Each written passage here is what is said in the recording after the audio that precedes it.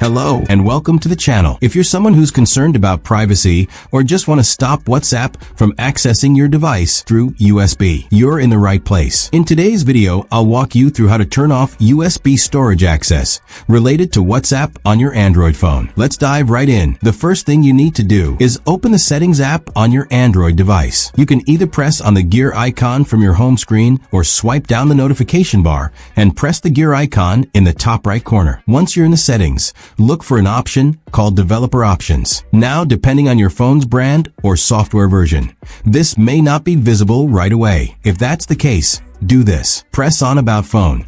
Go to Software Information and find Build Number. Build Number shows the version details of your phone's software and system updates. Tapping it multiple times can unlock Developer Options, a hidden menu for advanced settings. Press on Build Number 7 times quickly. You might be asked to enter your device's PIN or pattern. Go ahead and do that.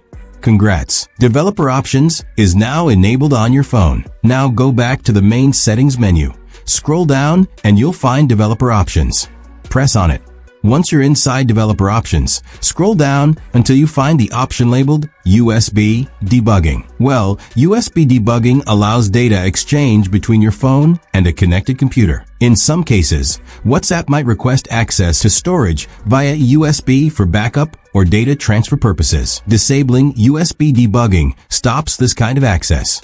It might be switched on. If it is, just toggle it, turn off. Once USB Debugging is turned off, it's always a good idea to restart your phone just to make sure all settings take effect properly.